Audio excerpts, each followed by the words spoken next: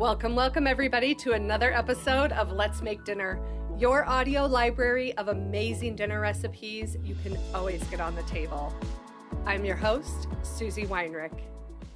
What's good, everybody? So if you're listening to this episode in real time, then it's either back to school day or it's back to school time for you. For us, our kids went back to school on Wednesday, and the house has been very, very quiet ever since. So now that we're getting back into the rhythm of schedules and running to soccer practice and swim practice and basketball practice and all of the things, dinner time gets the shaft, basically. So what we need now, and I think you're the same if you've got kids, you need easy, quick recipes that are still delicious and nutritious for your family. So that's kind of what we're focusing on today. We're making something called a pesto lasagna skillet.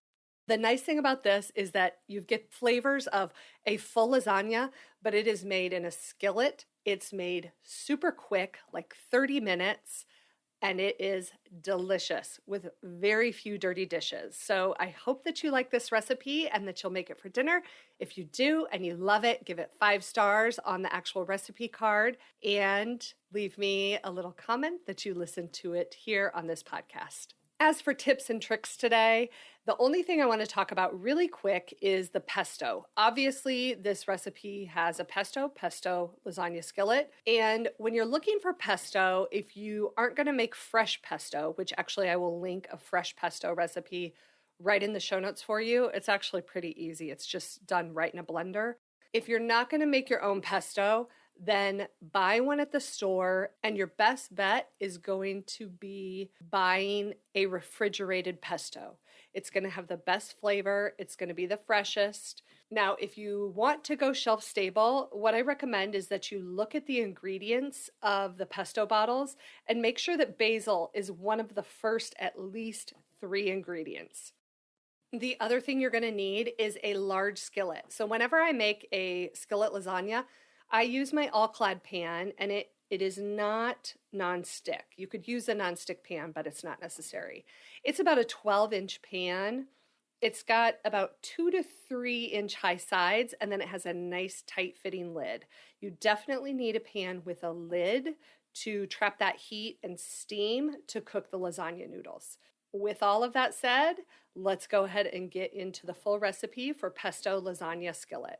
The first thing you're going to do is actually toast a 1/4 cup of pine nuts. We're going to actually add those at the end, but before you put anything in your skillet, you want to toast those nuts.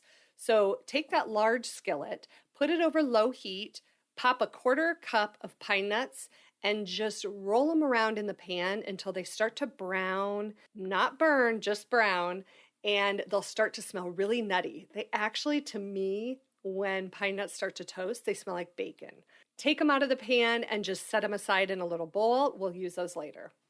Now set that empty skillet back over medium heat, and you're going to cook and crumble 1 pound of Italian sausage. You can use hot, mild, sweet, whatever bulk Italian sausage you want. Go ahead and use that. Now after that's browned and nice and crumbled up, you're going to drain any excess grease from the pan. Now to that, you're going to add a 1/2 cup of chopped onions, 2 chopped garlic cloves, 1 teaspoon of dried oregano, and a 1/4 teaspoon of kosher salt to the pan.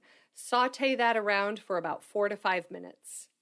Now it's time to get things going. You're going to need to add 1 3/4 cup of water, a 15-ounce can of diced tomatoes that has been drained, and then about 6 to 7 ounces of the pesto to the pan. You're going to give that a really good stir and then bring it to a boil over medium-high heat. As soon as that starts boiling, you're going to take 8 to 10 lasagna noodles and break them up into 1 or 2 inch pieces and start nestling them down into that hot liquid. Now for the lasagna noodles, you can use either oven-ready noodles or you can use traditional noodles. Both work.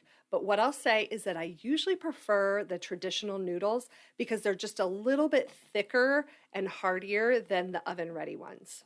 After you have all of the lasagna noodle pieces nestled down into that liquid, you're going to lower the heat to low and you're going to pop that lid on the pan and cook for 12 minutes. After that 12 minutes, you're going to open that pan back up and you're going to take a half a cup of ricotta and you're going to just dot spoonfuls all over the top of the lasagna, and then you can kind of shimmy them down into the sauce. Then top that with about 4 ounces of shredded mozzarella all over the top. You'll pop that lid back on and cook for an additional 10 minutes. After that 10 minutes, you remove the lid, remove that pan from the heat, and just let it sit for about 5 minutes. Then right before serving, you will garnish it with those toasted pine nuts, and it's ready to eat. So you can serve this up with a really nice side salad and some garlic bread, and you are good to go. You have a really easy and quick dinner that's perfect for a weeknight, but also delicious enough for a weekend family dinner. As always, I will link this full recipe for you in the show notes so that you can take a look at it, you can print it, you can pin it to save the recipe, and hopefully make it for dinner.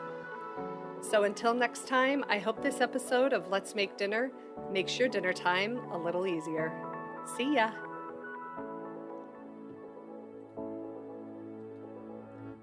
All right, now it's time for your weekly double dip.